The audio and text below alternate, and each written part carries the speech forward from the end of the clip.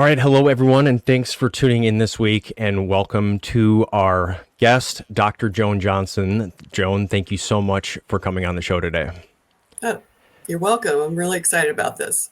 Yeah, we're excited to have you on here. Greg and I both are. So, today, obviously, the topic is sort of why high functioning teams fail. What occurs in different situations, so you can have really highly trained folks who have a lot of experience, and then you put them together, and they're in a real situation, and things can go catastrophically wrong. So that's kind of the big picture of what we're going to get into, and I'm going to give everyone sort of a background on the actual incident we're going to talk about. But I'd like you, Joan, first. Can you kind of give all of our listeners and Greg's fans, as I call them, Both of them. give us give us a little background about yourself and your work. Sure. I received my master's and a PhD from the University of South Florida in Tampa.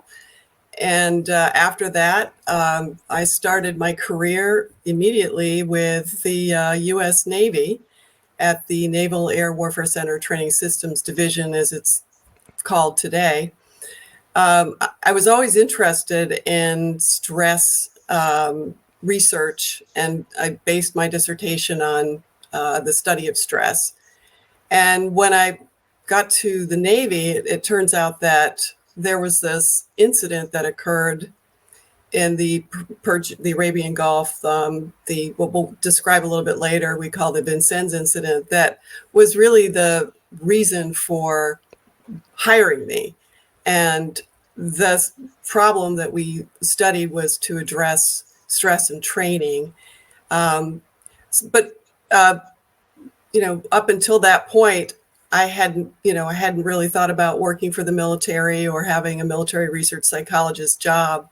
But many of my friends had come to work at NAVAIR, at NOC-TSD, we call it now, and had really exciting opportunities for doing applied research, which is really what the focus of my education was about, is being a scientist practitioner, doing science, but also doing it in the real world and having an impact on people in a really important way.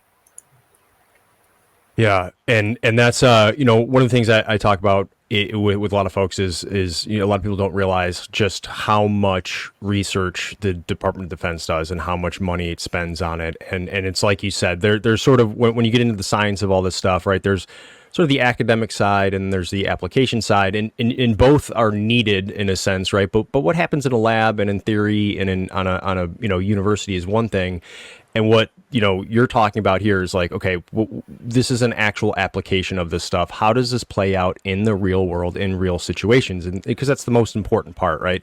So we'll kind of jump in, and I'll give the background on the incident that you're talking about, because it really led to, it seems like you were kind of coming in at the right time, right place with your background and talking about stress to go into these big programs that sort of came out of this. But, for those who don't know, back in 1988, an Iran Air Flight 655 was mistakenly shot down by a United States Navy guided missile cruiser, the USS Vincennes.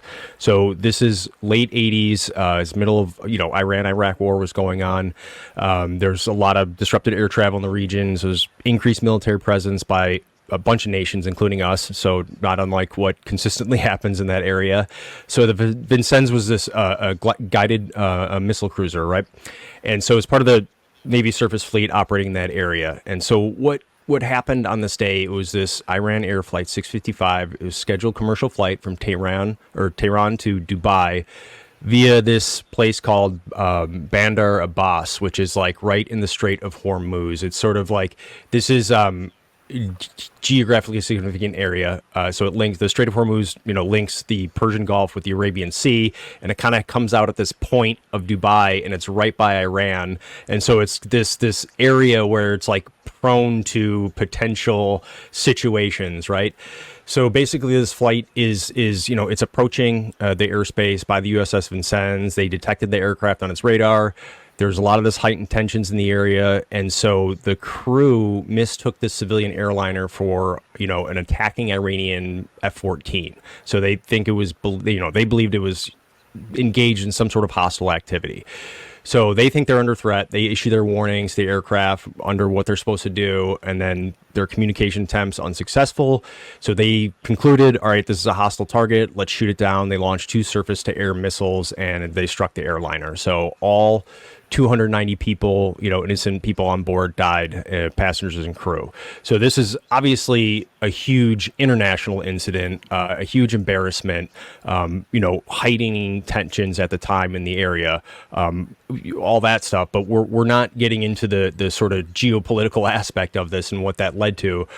What I want to get into is what this led to within the Navy and the DoD as a whole, because that's kind of what you're talking about. There's a whole bunch of programs stood up from there that kind of set out to sort of define and determine and look at it, just like any incident where there's going to be major investigation.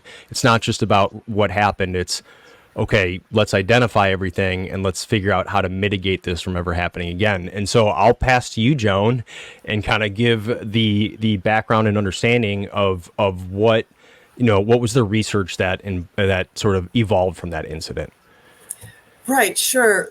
So I was working with some really outstanding scientists at the time who wanted to really do right by this particular problem and do some really important research. And the congressional investigation into the shoot down led to a directive to the Office of Naval Research to fund a 6-year program of research that would focus on improving the human factors design of combat systems for these kinds of ships, as well as improve on the training and human performance of the sailors that were involved in the shoot down.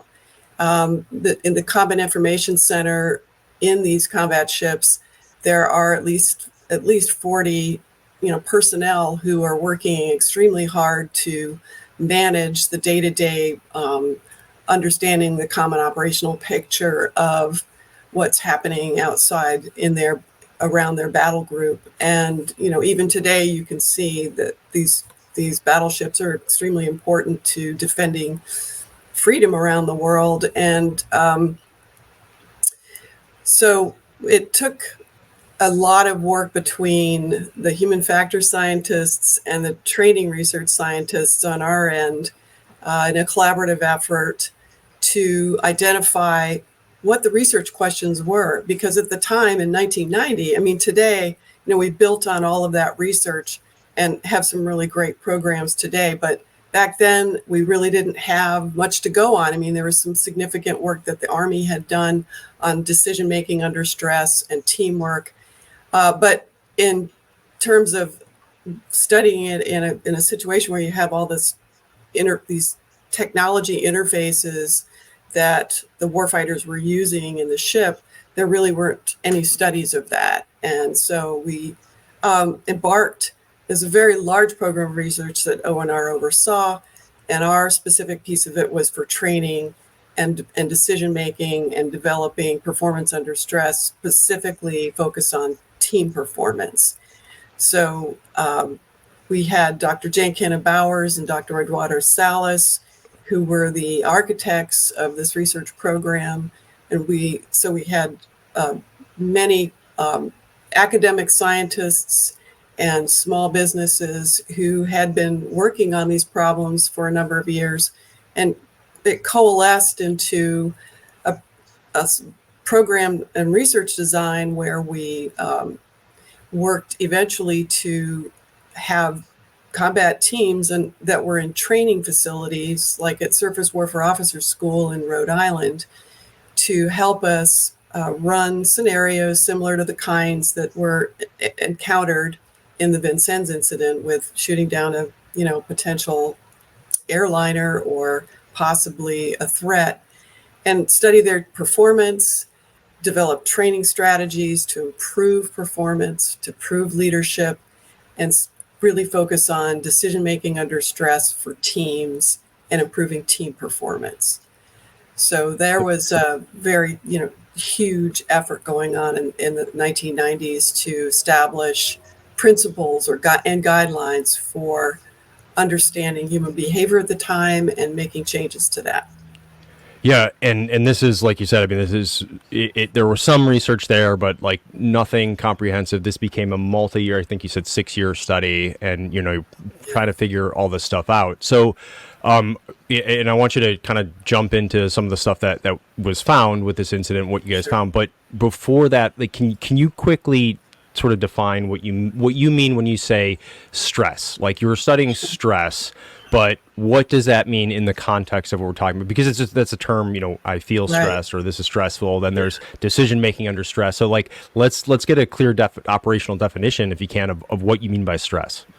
So stress is a combination of information overload, time pressure, the demand to perform at a very high level. In this particular instance, we focused on the time pressure that the warfighters were under, the sailors, because when you detect a threat outside, in an air threat, a surface threat, an air threat, it's only a matter of like less than a minute to respond if it becomes a threat to your battle group. And so we had to really focus on that kind of a problem. And we talked to subject matter experts about their experiences with it, how they reacted to it. The reaction to stress is typically, become sort of funnel your attention. You become overly focused on what you're doing. You kind of lose track of time and what other people are doing. And in particular, when you're working as a team, it's a number of really important team activities is monitoring your team members, actually understanding what they're doing in relation to what you're doing, and the critical timing of taking action against a threat, whether you're in a ship or you're in ground patrol. You have to know where and what everybody in your team is really doing, so you can anticipate what they need, provide backup, correct errors, and do those really good teamwork behaviors. If you're not able to do that because you're under stress, you're distracted, and you're not focused, all that breaks down. Your good teamwork breaks down, good decision-making breaks down, it kind of freezes, and people don't know what to do. So there's, that's what it is. And so you're talking about a lot of influences and contributing factors. So like you're bringing in everything. Obviously, time is always huge. When you say 60 seconds, I don't care what it is. If you only have 60 seconds to make a decision, it's just not a lot of time, especially when the stakes are this high. But then, you've got like what your level of experience is, what your roles and responsibilities are. You've got the communication issues just generally within that all humans have. Then you've got all these things. And what I see happen, because you guys obviously you didn't come into this saying, hey, we're the scientists, this is how things work. You went to the SMEs, the subject matter experts, the people with this with the actual knowledge, right, who've been doing this, and sort of try to unpack it. And I see that done well sometimes done poorly, right, where it's like we got to unpack this expertise, because what happens is, because you're part of what you're talking about is like my cognitive load when I'm in that situation, right? How much I can process at a time, how much I can attend to. It's actually a lot more finite and smaller than most humans think it is. But because driving is a perfect example. We've all been driving our whole life, but so we think that we're operating at a level that of we know what's going on, because we kind of do. The more experience we have, right, the more time I have to understand things. But if I'm doing that and talking on the phone or sending a text message or something like that, it's like all that goes out the window. Even in a completely sunny day, I'm driving the speed limit, I'm actually now outrunning my headlights. I'm outrunning what the human brain technically can process in its environment. Yeah. And I don't even recognize that part. So one of the things I notice is like we're already starting at a point, because people go, well, this is my job, I was trained to do it. I was like, yes, you were trained to do this and apply this skill set and whatever you have to do. However, you are already operating, even under normal circumstances, kind of past the point of like human cognition a little bit. Does that make sense, or is that kind of accurate? Yeah, one of the things that I had firsthand experience with is when the CIC operators are sitting at their consoles and doing their work. They have headsets and they communicate through those, and they also use chat and other forms of communication at this point, I think. But there's channels of communications that are different in your right ear than in your left ear, and you have to monitor them because important people are talking to you, and you have to communicate to other people through your different channels. This channel switching and this requirement to listen to two things at the same, everybody knows that you cannot really pay attention to two voices at the same time and what they're saying different to you. So you're either hear one thing or you're going to hear the other. But these guys and women have developed a skill to be able to manage that. But with more time pressure and stress, it becomes even more difficult to monitor those channels. So just that one thing alone, I put those headsets on and I would listen to the voice traffic in the real on board the real ships.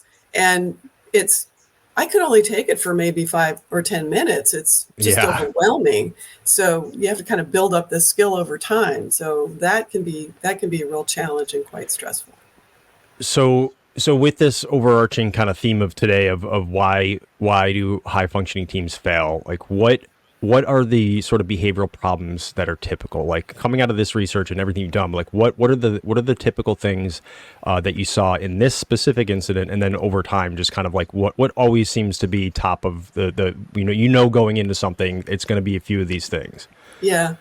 Well, we kind of divided our study into looking at decision-making and teamwork and then stress management. Those are the three legs of the stool that we eventually focused, those are the categories of competency areas. And when I talk about decision-making, that involves the team. You've got just the leaders making decisions. And that really good teams will have a tempo to them. They understand the task, how they have to perform it, the information that they require to do their job, and the information they have to pass. They call it the detect to engage sequence in combat. And so there's this process of identifying a threat, prioritizing your threat, determining what you're going to do, making a plan, and then executing a plan.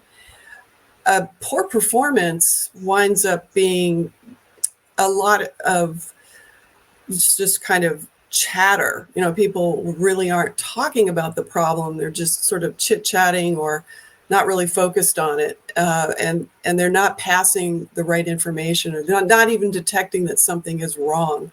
And that's this part that you guys really focus on, which is this advanced situational awareness. You have to have an awareness among your team members, or we call it, team SA.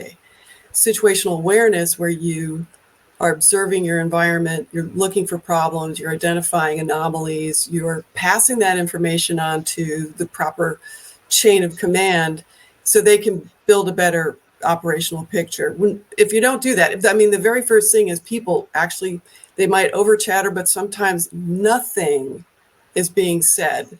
And sometimes I'll be listening to maybe a more novice team, and I'll think to myself, oh, they're not talking to each other. If you don't talk to each other, nothing's going to happen. So that's a really big problem, is passing. If you don't pass information at the right time to the proper people, it's the information is going to get lost, and you only have your time window continues to shrink. So that's a really big one, is the communications around the decision-making process. There's also a planning process where, you prioritize what you're going to do, and then you're planning what you're going to do. If there's this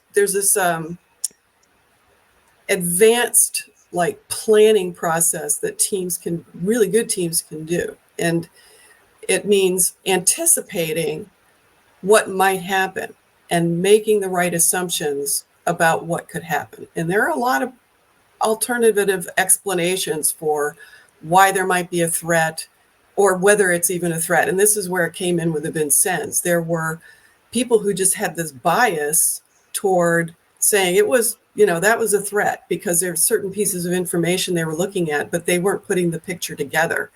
The leadership on the ship, on the Vincennes, wasn't really in a position to really take it in and build the operational picture. Ships outside of that were in the battle group were communicating with the Vincennes, and they were saying, hey, that's just an airliner. That's not a threat. That's not a fighter plane that you think it is. So shut this down. And so this process of making the wrong assumptions, that can really create a problem for decision making. Assuming that this is the way, this is it. People see the picture a certain way, and they're not taking in the information from other team, knowledgeable team members, expert team members, and questioning whether, they should really be doing something that could be life-threatening to, just civilians. So that's another piece of the problem. And finally, just making a decision and actually taking action and not giving yourself enough time to be able to make the right decision. So your timing and the way in which you execute decisions, making priorities, giving orders, and making recommendations, those kinds of things don't happen in a poor team. They simply sort of let things pass by and they don't think it's important. So those are some of the ones. And you're bringing up these are things that happen in all kinds of different situations. Right. Like that one's powerful, right? So meaning someone had the right answer in this bigger overarching team of, no, hey, this is a passenger jet. Like, no, Right. That's kind of no different than 2 or 3 police officers on a kind of intense scene where something's happened and someone's going like, oh, this guy is fine, he doesn't have a weapon or something. And from my perspective, I'm already down and in thinking this, right? And so that can play out in a number of different ways. And because you're talking about this sort of the military uses like OODA loop a lot, right? For the John Boyd's OODA loop, observe, orient, decide, act. And it's kind of like this oversimplified, it's just kind of become like a tagline. But there's that, well, first of all, John Boyd was a genius and he was thinking on levels that I don't think most humans can think at, but it's sort of become this like oversimplified thing because you're talking about there's individual performance restrictions that I have. There's cognitive barriers. There's whether that's the information or my level of training or experience. But then what that sort of can become exponentially worse as there's a team involved because now there's everyone suffering from those same things individually. And now if we're not communicating across from each other, there's a big one, like you said, like you've seen some novice teams where there's like no comms, and then there's some higher function teams where they've got really good comms. And then like I've seen even some of the tier 1 like military units doing specific things where they almost never talk because they've trained and rehearsed so much together that they can look at the other teammate and know what he's thinking, right? So that's like an elite level, but it's only sort of they're still limited by what they can and cannot do. They're still limited by information processing. They're still limited by their channel capacity and what they can do. They just, for this specific thing, they've done it so many times and been worked together and that they don't need as much of that communication. There's less noise in the environment because there's only a few things that they need to focus on. So it's not really like they're superpower brains. It's like they've just reduced all this cognitive load and gotten rid of so much noise over time that like they're allowed to focus on those things. But that's really difficult to do. It takes a lot of time and a lot of resources and energy to get there. And so, because this sort of stress and these different cognitive factors and these behavioral based factors, like this then affects my coordination and communication across those teams, right? It affects how I'm not just individually operating, but operating as a team. And you kind of said something right there, like it's going to lead to like a wrong assumption. And that's the biggest thing that I've seen. Can you sort of elaborate on your experience in that, or what you've seen? Like, what happens? Like, how does it get to the point of failure? Like, what are typical things I see and how people make those wrong assumptions? Well, people are really pre-programmed to see things a certain way. That's kind of how our brains work. And there's different kinds of biases that people adhere to. You know, there's the confirmation bias, where you think that if it's something you're thinking that it is, and you see something that confirms your bias, then you're likely to, sort of move in that direction and think that's how you would explain something or make a decision. And in some cases, you could blame confirmation bias on what happened with the Vincennes. Right. There were threats in the vicinity of the ship every day, and they were coming from a certain country, and they thought, it was just very easy to fall into this assumption that when they looked at the information on their radar screens, that they mistook it for being a fighter jet instead of an airliner. And it was as simple as, well, the actual aircraft is ascending. It's leaving an airport and it's going up to a high altitude, just like any jetliner would. But in this case, they had accidentally honed in on an aircraft that looked like it was at an Iranian military base, and they thought this aircraft was descending and coming toward them, and that was kind of old information. They hadn't really updated it. So but the thing is, it wasn't that information kind of just sort of spread and became the focus. So there's the bias. And even it was immune to people who were saying, that's not what it is. That's not what it is. We're telling you that's something completely different. Don't do what you're doing. And that information was ignored. So that's a really problematic. And it happens to all of us. Sometimes you'll be Right. looking at something and you think you see something, and it's not really that thing. And later you're like, what was I thinking? So it's very hard to break that, especially when you're in a group of people who are confirming that bias, providing information. You look for information to confirm the bias.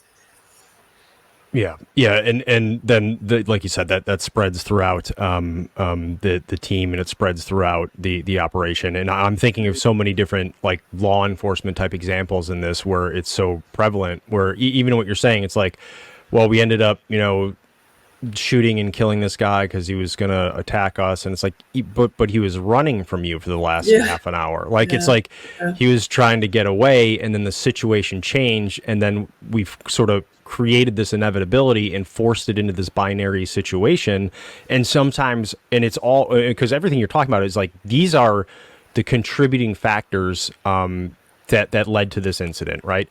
So you can talk about the geopolitical climate and what was going on in the threat environment and how things work there. That's complex enough, but these are the ones in a sense that we're adding to it, and sometimes needlessly complicating a situation. But they're also, I look at it as like, these are also the things that we can control in some ways, right? And I think that was the big part of this research, if I'm not mistaken. Yes, we had a very large program focused on what we were calling critical thinking, that to counter these cognitive biases, which were kind of some way forced on the sailors, because you're looking at equipment, you're looking at radar displays, and you have to make inferences about that information. They're not perfectly clear what it is.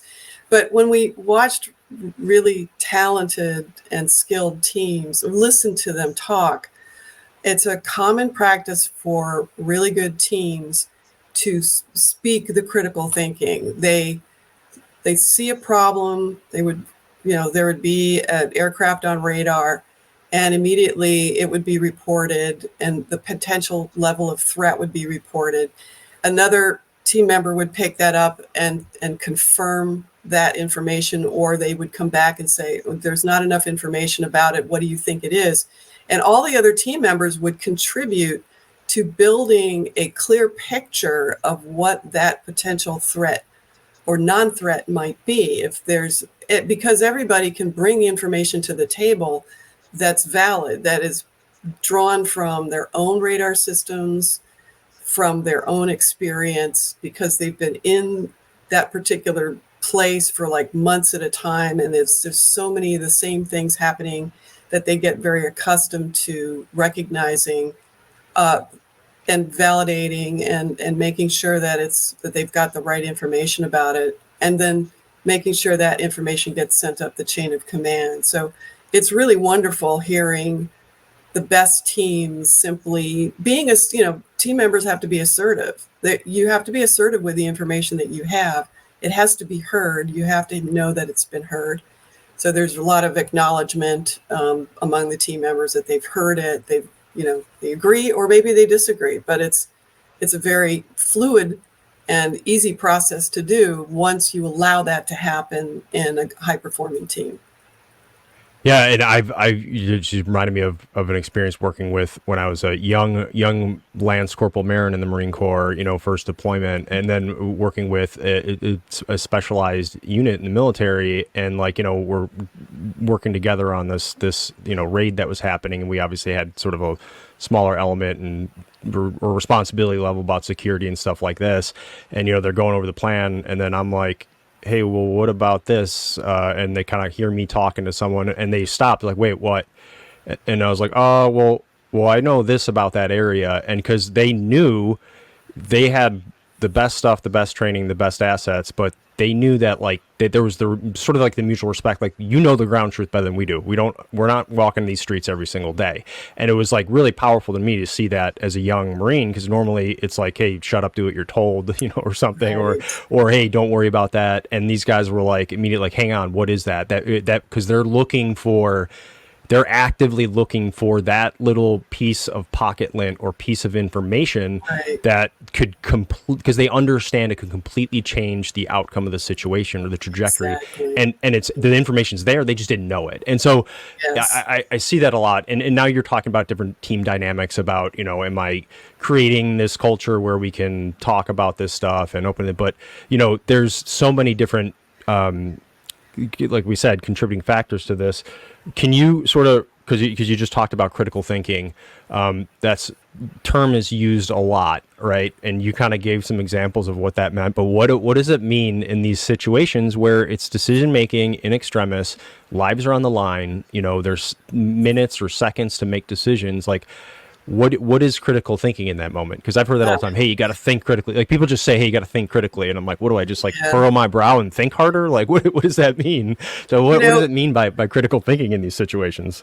It's interesting that it's really, there's a scientist that we had on our team, Dr. Marvin Cohen, who is just so brilliant. And he and his colleagues set about doing what they called a cognitive task analysis to understand what expert decision makers in these kinds of situations do in terms of their critical thinking. And in other words, it's time critical, you have maybe a minute to make a decision.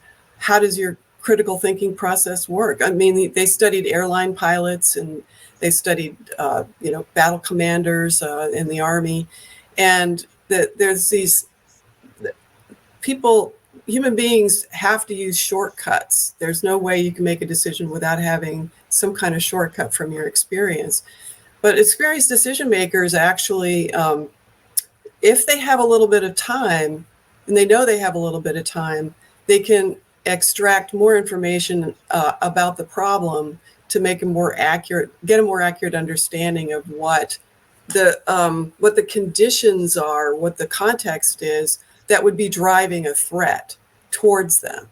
And so they look at, the geopolitical situation, they take good, validated information from their environment, from their teams, from what they're looking at, to build an accurate picture of what would be driving a threat. And if anything comes up that's like, it's what they call a basis for assessment. The basis for assessment is all of this information versus this information. There's things that would run against an assumption that maybe it's a threat. And so what are those things? And the weaker the argument is against the threat, and the stronger the argument is for a threat, is how they sort of weigh or use that information to make their decision. And certainly, if you're doing this under pressure, you have to be pretty quick at it, and these experts do get pretty quick at it. So that's a really important factor. Is they actually, in their minds, this isn't something they have on a computer screen. And we worked on designing computer interfaces for the basis for assessment, and I think the Navy has adopted some of those ideas. But it's really, the inner workings of your brain trying to be more balanced and have a balanced perspective, as opposed to just jumping to one of those biases that would make it just so much easier to make a decision. And that's the biggest, the easier to make a decision. That's kind of it right there, because that's kind of, in a sense, too, how we're wired. Like our brain is constantly anticipating. Like it wants to anticipate. It doesn't want to be surprised, right? So it's anticipating likely outcomes that I'm in as I'm going through my environment, especially in these situations. And you brought up this, like, what I look at it as is if I'm trying to make sort of a decision on this stuff, I have to be able to like conceptualize everything that I know, given this context that I'm in right now, right? I have to say, given what I know right now, and you even said it, a basis for assessment, like we call that like a baseline, right? What are we starting with? And we had a great, we had it was a law enforcement officer in one of our courses, and he he does a lot of interdiction work, and so he's out there. There's a very specific role of what he's looking for, right, and what he's doing.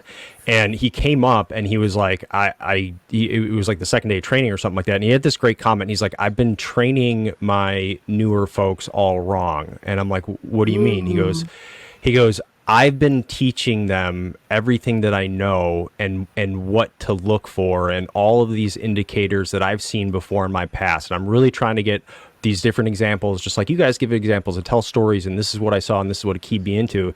And he goes, I'm realizing now, I think that's the exact like wrong way to do it.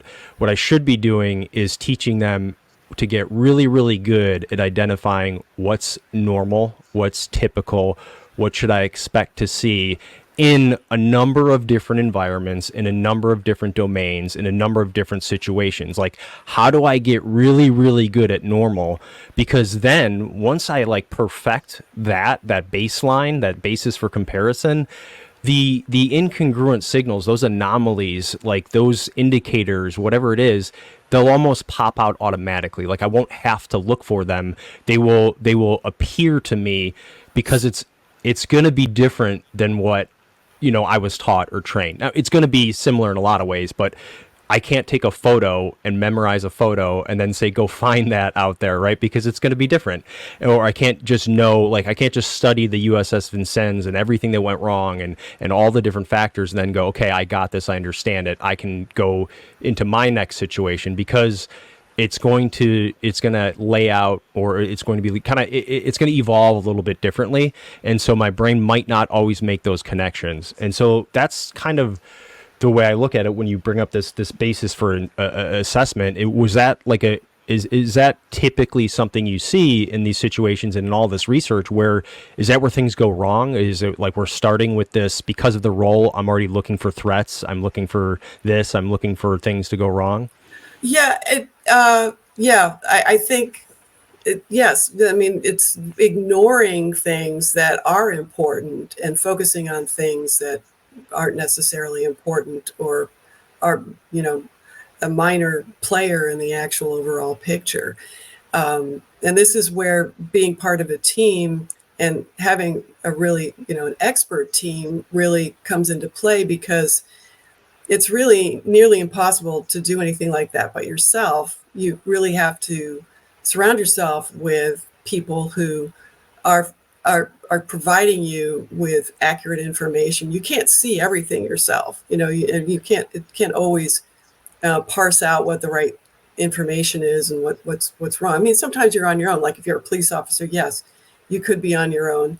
And I'm talking about a military situation where a lot of, combat is going on around you, and you really do need, more people to help you figure out what's going on. So, yeah, you can really get lost in the minutia and not really bring yourself out looking at the big picture because of the level of stress that you're under. Unfortunately, I think I've seen more examples of poor team performance than I have seen of really good team performance. But when you see really good team performance, it's impossible to not recognize it. Yeah. And so, the thing about critical thinking, the basis for assessment, is that with time pressure, there's good decision makers will be able to, as I said before, take a little bit of time, and if you can free up enough time to make a better decision, everything's going to work out a lot better all along. And that taking your time actually means having team members anticipate what information is needed to make a good decision. So everybody's trained to look out for the right information and to challenge the poor information, and they filter that for you as a decision maker. They send that up to you in the chain of command, and that information's been filtered in a way that is not going to throw you off or put you on the back foot. What can really mess up that communication, that flow from the lower level up to the higher level, is if the decision maker, the leader, is basically trying to drag information out of people. Like, tell me what you're seeing. What does that look like? You've got to let your team do their job, and you have to provide them with priorities and guidance. But the worst thing that you can do as a team leader is to just push information out, to pull information from your team members and prevent them from doing their work in getting information up to you. So the flow needs to be from the lower to the higher levels, and team leaders can't really be the bottleneck preventing that information from getting to them. You have to trust your team. That's the whole issue of trust. Yeah. Trust means I trust that you're going to give me good information because I've been training you how to do that. And you can trust me because I'm not going to push that information away. I'm going to let you give that information to me. Yeah. And that's a big one.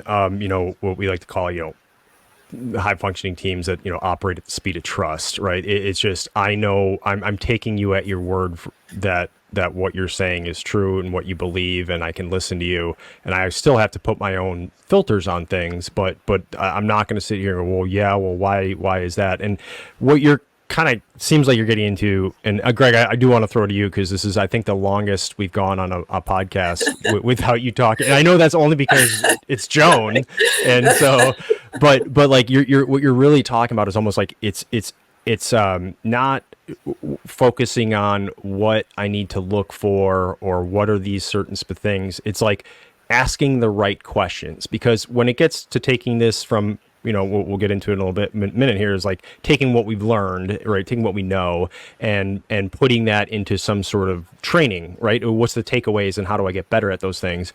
But it's like, everyone wants to know what the answers are. Everyone wants to know the checklist or what I need to do. And it's kind of like what we always approach it is you got to know what questions to ask. You have to know what are the right questions to get you to a more reasonable kind of assumption or conclusion so that you can make a better decision. Because if I ask the right questions, then I get a better feel for what the actual problem is, which may be different than how humans communicate. Because this communication issue, like we talk forever just on that, about how humans communicate, and maybe even especially in this, like what they say and how they say it and the language you use, it all frames how we process that. So there's a bunch of complexity in there that we haven't even really addressed, but is extremely powerful. But I do want to throw to you, Greg, because you've been quiet, and so that I get nervous when Greg gets quiet. So I don't know.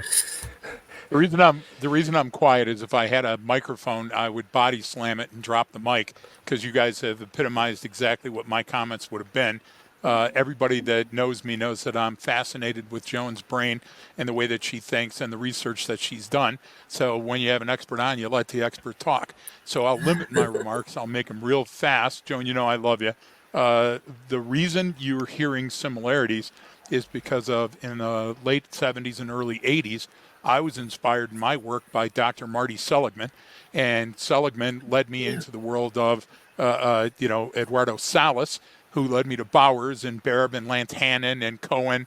And so all of these were at the forefront of their decision-making under stress research. And the problem was there was nobody in comp work that was doing that. And I say tie this directly back to the podcast we just finished on the 21-foot rule, because you'll say, oh my gosh, that's what he meant by that. That's exactly what it is. It takes a catastrophic incident for us all to look down and in, and then to conduct the research. So you're talking about stress, in extremis, ambiguity, and I'm saying for the street level people that are still listening, and I know you are, because Joan's fascinating to listen to, we're talking about playing Jeopardy with the timer counting down loud. And in addition to that, instead of having two other opponents, you have 40. And in addition to that, you're riding a unicycle in a minefield. And in addition to that, you're trying to sing Row the Boat with the audience.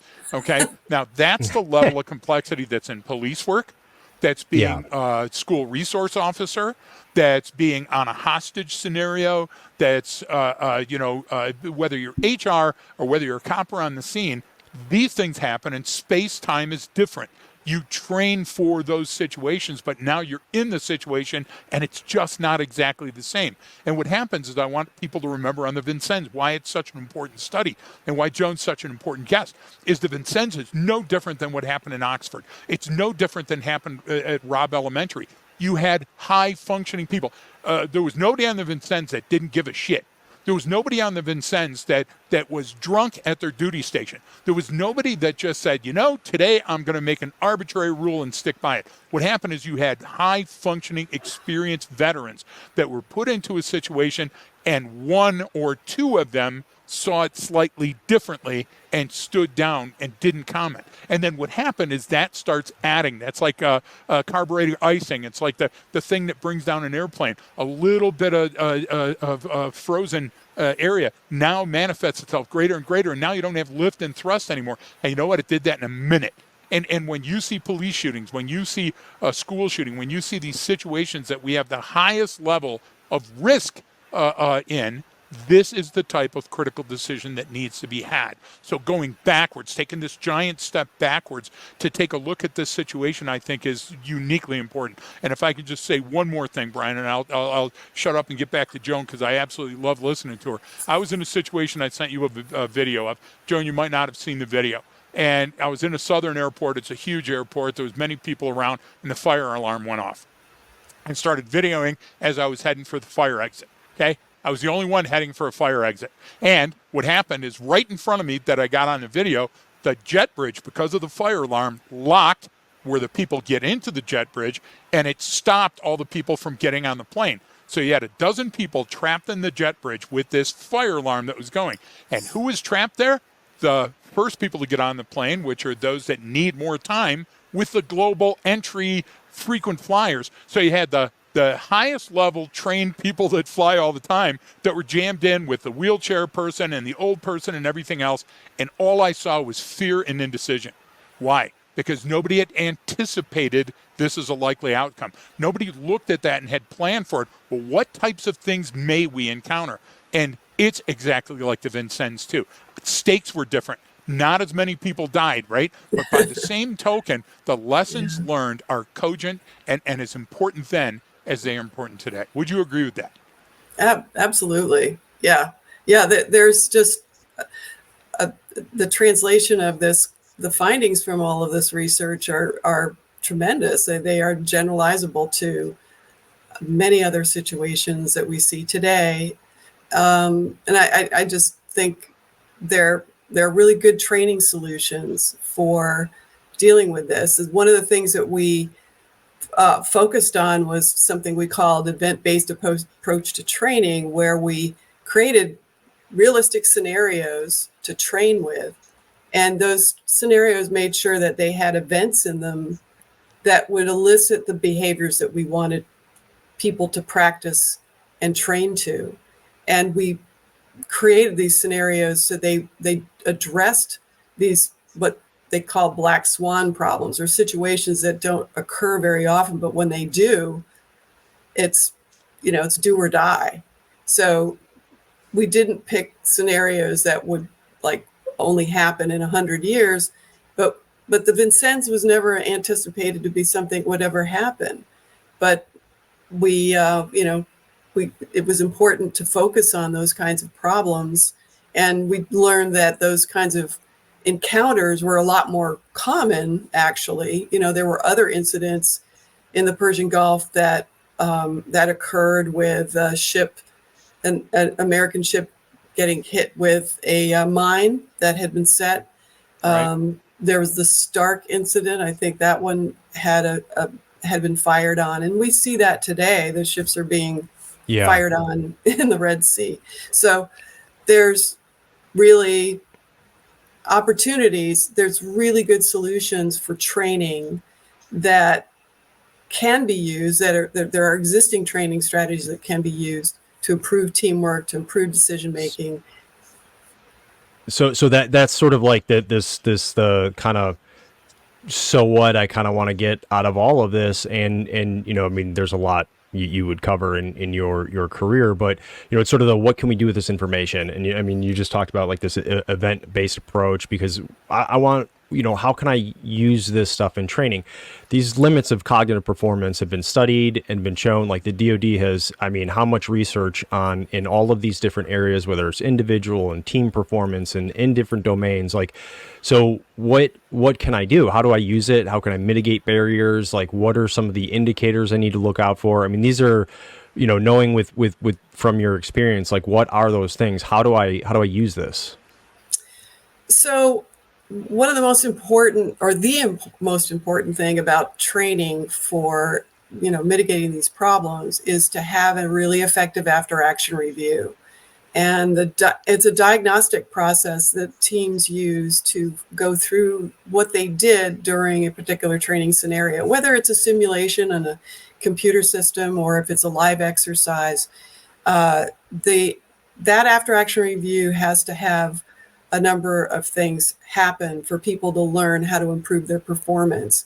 One of them is, when you have this event-based approach to training, you use that as your after action review baseline. You work your team through what happened, what they remembered happened, and how it related to their decision making and their teamwork, so they can focus on what the consequences of poor performance and set goals to improve their performance on those specific types of behaviors. So for training teams, if you're really focusing on team training, there's 4 dimensions of teamwork. There's information exchange, supporting behavior, communication, and what we call initiative/leadership. And each of those dimensions have specific team behaviors that are critical to good performance. And in the context of a scenario, whether it's a military scenario or a school shooting scenario, those critical incidents that occurred in those scenarios become the center of discussion among the team members to talk about what they thought happened, what did happen that went well, what didn't go well, and what they could improve on in terms of those 4 dimensions of teamwork. And that instantaneously improves your tactical performance. We know from research that teamwork processes improve, tactical performance improves. And at the end of the AAR, the idea is to set goals and continue running through critical incident scenarios with these event-based situations. It's important to be able to observe what training the teams are doing during their training exercises. It's important to observe the kinds of behaviors that you're looking for, and those behaviors are collected by trainers who can run through the after action review and provide feedback to the team members while they're having these important discussions about what they want to improve on. So it's a nice back and forth dialogue between instructors, trainees, all because they're really focused on learning to do a better job. And it's a proven process, and I would like to see it implemented more often. The military does use this approach, and they have for many years improved on their approaches based on research. So there's research-based, science that informs the way the military does training, and I think it's just something that should be leveraged in other places. Yeah, I agree with that. A lot of times, this isn't the process for that isn't as formalized as it should be. In a lot of situations, it's just, okay, let's sit around and talk what happened. And a lot of times we focus on the wrong things in those AARs, especially when you're talking about law enforcement work or any investigations to any of these big major incidents like the school shootings. It's basically like, all right, who's to blame? And, what do we, it's like that, this is not helpful. Like this does not help going forward. We're just assigning blame, says that makes us feel better, and we can point to this person and say they screwed it all up. It's like, no. There was a lot. There's organizational issues. There's policy issues. There's legal issues. There's communication issues. There's there's an issue of resources and resource management. I mean, there's so much, and we don't want to get into the complexity of it because it's hard and it's really hard. But everything you just talked about, especially with that sort of AAR model and having those discussions, like that's actually very easy to do at a very low level. Like it's not, It is. I mean, I do that with my family. Okay, like here's why you freaked out over this to the insurgent, and be like, all right, and then you can be mad, that's fine, but you're not allowed to be mean to mommy. Like, like that part was where you went wrong, being upset. I don't care if you're upset, that's fine. Like you're not in control of your emotions, so that's going to happen to you. But this part's acceptable, this part isn't. And it's like, it seems that it's informal, but it's really not. And that's where the learning occurs. And so you're talking about things that any team anywhere can control and get better at. This, you don't need to have $1 million training budget to have and ask the right questions and modify your policies and procedures and your tactics, and doing those and asking the questions. Like you just said, it's proven that you're actually going to get better tactically. You're going to make better decisions. You're going to utilize the training that you already have at a higher level than you did before, because you're getting rid of a lot of the potential barriers to success. You're addressing the foundational issues that affect all humans in every situation, whether it's something as extreme as I have 60 seconds to decide whether or not this is an aircraft that's going to blow up my ship, or it's, I got to figure out which kid I need to focus my resources on in the school because he's having the most difficulty. It doesn't matter what those situations are.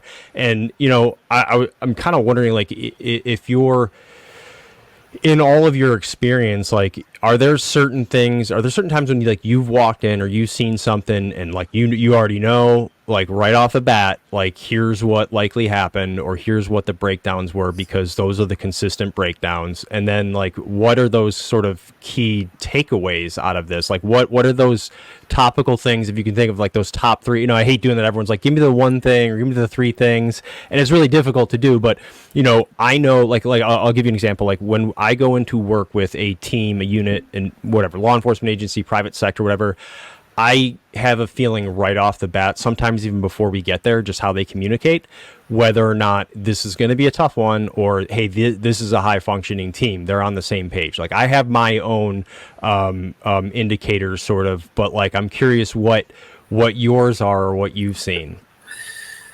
Well, one thing is, this was discovered in the study of pilots and co-pilots, which kind of predated the Vincennes incident, but pretty much has been a parallel area of research for many years too. And that is really good teams, whether they're just two people or more, they take advantage of the downtime to plan and to provide a guidance for what they're expecting to do. So plan. There's a lot of communication for good teams. They're always talking about what needs to be done and how they're going to manage that, what roles and responsibilities are going to be. So that's really critical to see that. If you don't see them talking to each other, if they just kind of hang out and not do anything, look at their cell phones or something, and they're not really doing any kind of critical planning, then that's a sign. It could just be a sign of, being a novice team, but sometimes, so there's the problem of leaders thinking that they're all knowing and all seeing and not really encouraging the people who report to them to be more open and honest and assertive, and reinforcing assertiveness in their team members, because that's where you build trust, and you're willing to trust what people are saying to you. So that's part of it too, is building that trust. So leaders are always good. Really good leaders are great at providing guidance and setting priorities. And whether they're going into a scenario or even, of course, during training, is that sometimes they'll be like, all right, stop. This is what I need you to do. I want you to do this. I want you to do that. Even if it's like positioning yourself in a certain place, like when we were working with infantry squads, they would be making their way through a training village, and you'd be seeing and hearing the squad leader say, okay, I want you right over there, or I want you to go around that building, like physical placement to get the best picture of what's going on. So guidance is really important in that. Another really important one is teams to look for is that supporting behavior, is people who are willing to take over doing something when it's not necessarily their primary job because another team member can't do it. So even in the planning phases, good teams will say, well, if I can't get to this place by this time, I know that you can, so if you get there before me, that's okay. So this planning process means being able to, figure out where team members agree that I can help you doing this, you can help me doing that, and accepting support, accepting backup from somebody without getting upset about it. That's another one. And then just using really good, Yeah, Did you want to Joan, say that goes right to what we talk about all the time about educating for certainty and training for the uncertainty. I mean, that speaks volumes. And I wanted to interject, only I have to step out. Brian and Joan, it was wonderful being on the call with you. Please don't slow down because of me. Joan, one more thing about what you are talking about is research. And I make an admonition again out there. I hear evidence-based all the time. But evidence-based can be anecdotal evidence, and then we all are led to believe it. That's a form of bias. Research is the tool, because then you sometimes uncover stuff you didn't expect or didn't want to know. And then you can truly, like to Brian's point, asking the right questions, then you conduct the research. Now you have a clear path, or at least a way ahead. It might not be the most clear path, but at least it's a way ahead to confirm your suspicions. So thanks, Joan. I'll see you again. Thanks, Brian, for allowing me to jump out. Yeah, Thanks, I know you got Greg. to jump out, but I got a couple more things I want to run past you, Joan. But thank you, Greg. Honored to be on the show, you guys. Thank you so much. Thanks, Greg. We have this if I always try to put myself to for those folks that really enjoy learning about this stuff and wanting to implement some of these things. I'm listening to this podcast episode. We're listening to this conversation. It's how do I really do this at my level? Like, what are some of those important things? I mean, you're giving, planning and prioritizing tasks and roles and responsibilities, and obviously there's a huge leadership component.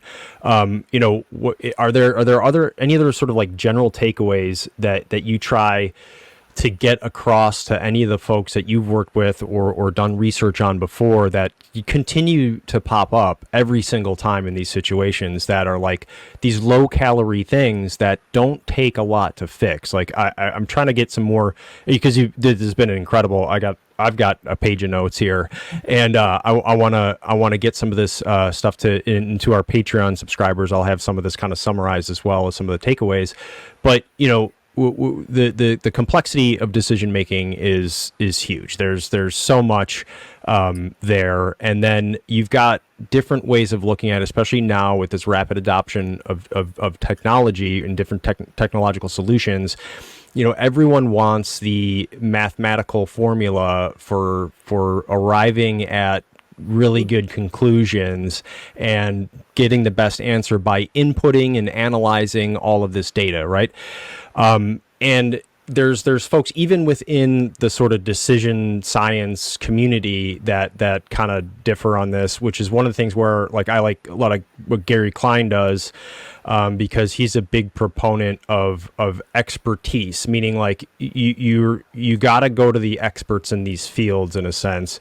They build up this intuitive decision-making process, over time, and you got to unpack that. And you're never going to build some sort of statistical model on what the best answer is just by putting in all this information, because it's just that. It's a model. It's not the real thing. And unless you're at the real thing, it's kind of hard to do. So because of all that technological stuff and the newest, data science that's trying to come up with these things, I see it a lot in healthcare too, where they're trying to just take all of the information and have the computer go, hey, test for this. It might be this. It might be that. And the really good doctors are still beating those machines, but sometimes they can go wrong, right? The expert can go wrong. So it's like, I have this level of expertise, but I can still get it wrong sometimes. But it's still really important to unpack what I have. I see it as almost, it gets confusing for someone at the user end to go, hey, like, big brain scientist, just tell me what I need to do and I'll do it. Like, I have no problem adopting some new strategy if you're telling me, but it's like, it's kind of not that simple. So what can I do listening to this sort of this episode to operationalize this information, contextualize it in my domain? That was a really hard question. There's a lot in there. Well, it's really, I know Gary, he talks about you have to go to the experts, the top experts, unpack it. But I don't think you have to go to, those people are rare. But right. I think that people, my experience is you go to people who do the training, who been in the job for a while, and we call it's a critical incident assessment. I think you can ask people who've been in the job for maybe 3 or 4 years, what problems have you encountered that are hard. It's hard to make a decision, and you're working in a team, and you've got a lot of different things going on that are creating problems. It's a stressful situation, and tell me like the top most important problems that you have to address with this kind of a job. And you get the critical incidents, and then you start to unpack the critical incident. Well, what conditions make it really difficult for you to make a decision, and the picture pretty much pops out. What we the reason why I focus on teamwork behaviors so much is that what you can do with the 4 teamwork dimensions is ask people, tell me incidents or situations that are important to you, like, so for example, with leadership. And can you give me examples that are situations that are difficult to maintain leadership? And you can build some training around that. So you can say, well, like, if give me a scenario, you can use a tabletop situation. You can just create a tabletop scenario where people sit around the table and you have that scenario set up so you can work through it and say, okay, at this point in time, this is what's happening. This is where people are. They're not communicating with each other, or they're not providing backup or support. People aren't prioritizing or providing guidance from a leadership perspective. What can we do with this kind of a incident or critical situation to improve on that? And it really just means people sitting around a table and discussing the pros and cons and the problems that they encounter and ways in which that can get them back on track. So I don't think you have to, people have to be open to each other and be willing to take criticism, because there's, opportunities to, people fail at what they're doing and they have to open up. A really easy thing for a leader to do is to start by saying, hey, here's where I made a mistake. And we found that with the Navy teams and with our Army and Marine Corps teams, when we set up the discussion to where the leader kicks off by saying, hey, I feel like I made a mistake by not providing information or not providing guidance at this particular point in time. And this is what I should have done, or this is what I can do. That kicks it off, and people are so much more willing to join in the discussion than if the team leader just points at people and says, well, what did you think went wrong? What did you think went wrong? It just creates this barrier to discussion. So breaking down the barriers and being more open to admitting mistakes is a really big deal. Yeah, and that alone is a whole podcast episode on how to do that. But I mean, there's so many. It just instantly reminded me of this. It was a training event out at 29 Palms when I was in the Marine Corps, and so I had my sniper team, and it was a big company size, infantry company size, maneuver exercise with indirect fire. So there's mortars, and then there's heavy machine guns, and we're up in this position, and we provide some, with the Barrett 50 cal, so you get some long distance stuff. We don't really have a big role in it, but we're part of the observation to help call in. But what happens is you have to plan all of that stuff out, right? So they had the company, XO, this first lieutenant had put all this time and effort into creating this very complex, highly organized, fires plan. And, I had to go in there and sit on the brief, and he'd make sure, walk me through everything, what they're doing, right? Here's all the plan, right? Just your normal pre-operational stuff. And so he gives me the packet of information, everything that I need. I'm like, cool, got it. And so he did a ton of work, all that planning, all that preparation, the briefing, everything's phenomenal, right? But then he decides that he didn't want to carry, a full-size radio on his bag, and only brought the smaller one. And the problem was where he was at during that operation, where he was going to be calling all that stuff in. Well, he couldn't talk to anyone. He couldn't talk to the people he needed to. Wow. And because of our elevated position where we were at, I was the only one who could coordinate all that stuff. So I'm sitting there with my team, and I'm getting my guys their practice. I'm like, all right, here's where the set is. You see this? Call it in, because they knew how to do it. They just hadn't done it before. So I was like, go for it. And so we're calling in all the stuff that he's supposed to be doing, listening. But we're at such an advantage because we kind of aren't. We're not in the situation. We're not walking through this field where they just, blew up this massive Bangalore, mine to clear it, and they're coming through. Like, we're not down in there. We're up, literally chilling, so we have this bird's eye view. And so, obviously it was successful and it went well, but, that Marine was defeated after that, right? He felt so stupid. The company commander was super pissed about it. The battalion commander's upset, like, hey, you did all this and you couldn't even get this because of comms. Like, this is, like, he should have known better, right? So, I ended up, going during this debrief beforehand, talking to because they were like talking me up and being like, hey, that was incredible, Sergeant Marin, you were able to do this and blah blah blah, you could coordinate the fires, and if we hadn't been able to done this whole massive exercise would have been a waste, blah blah blah. So they're like kind of like giving me the attaboy, which naturally I want to take, but I was like, hey, look, if it hadn't been for the planning and the preparation and the briefing that person did and what they give me, I wouldn't have been able to do that. Like I'm happy to take credit for it, but like I deserve zero credit. I was sitting up there, like leaned up against my pack, comfortable, getting some sun, and having my guys call this in over the radio. Like I had the easiest job out of anyone here. And because they had planned and briefed me so well on it, like I literally just had to follow a script. You could have put anyone there, you know what I'm saying? And so it goes to show you what all that stuff that went into that. One, it was a great example of like how you can have this sort of single point of failure where you can have the greatest plan ever and it goes wrong because you choose the wrong radio to use or something. Right. But it's also an example of how everything goes right with the right planning, preparation. Not everything is going to go right, but with the right planning and preparation and rehearsal You can and adapt. Yeah. Absolutely. That's the key, is being able to adapt because you've done that planning.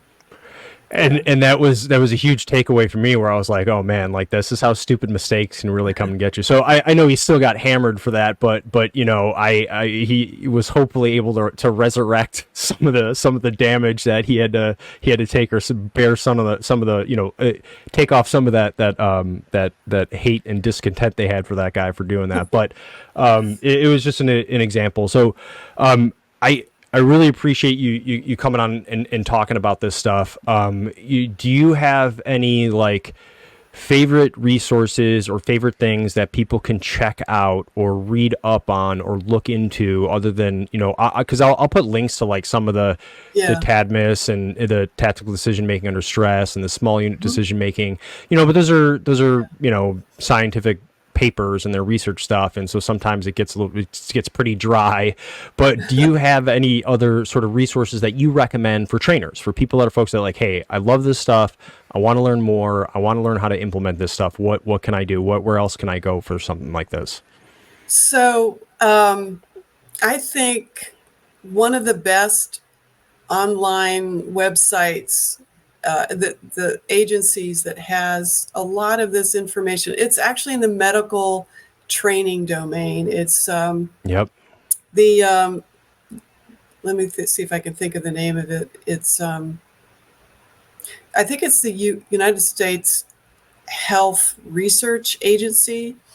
I'll have to give you more information about it, but there's a program of training. It's called Team Steps, which is really a version of what I was talking about today. And it's a generic kind of a team training program, but everything that I've talked about is really encapsulated on this website. It's TEAMSTEPPS. I think that's it. Team Steps. And I think you can Google it. And the website has videos. They have checklist tools. They have information, PowerPoint slides, a lot of background material on how to conduct this type of team training. And it's not just, you don't have to just focus on, medical teams. It's basically something that you can use on any kind of domain. So that's one. It's easy to get to. It's easy to understand and get to the right links for that. But I'll have to share any other written materials. I'll have to look them up and give you the links to those as well. Yeah, please. And for those listening, I'll include those links just in the episode details, so folks have it if you're listening to this now. And then I'll also have like sort of a summary and some of the breakdown of what we talked about in printed form as well for our Patreon subscribers to get on and take a look at. But these are all great resources, and I really appreciate you coming on and sharing the knowledge and experience. I always want people to know that, look, it's sort of like the science and the research is out there. Like it's we know what goes wrong. It's the using it to your advantage to train for that. So train for those things that we know are going to hit in every situation in life that you're in, whether it's an argument, with your family, or a high stakes, hostage rescue situation, a pursuit. Like there are things that are going to affect you that you don't really even recognize that it's happening, and it's influencing the environment so much. So if I really get better, even at the recognition of it, even at understanding how this stuff affects me, I can plan and train for it to mitigate some of it. You can't mitigate everything. There's never going to be a perfect thing where everything goes exactly to plan, but you can certainly strive towards that and get better at it. So I really, really appreciate it. Joan, do you have any final words for our listeners? Oh, well, thanks for having me on. It's really been a real pleasure, and I hope maybe to do it again sometime soon. Yeah, we'll get some feedback from everyone, and if there's some specific stuff we want to talk to you about, we'd love to have you back on. But I thank you for coming on, everyone for listening. Again, there's more on the Patreon site. Reach out to us with any other questions, and don't forget that training changes behavior.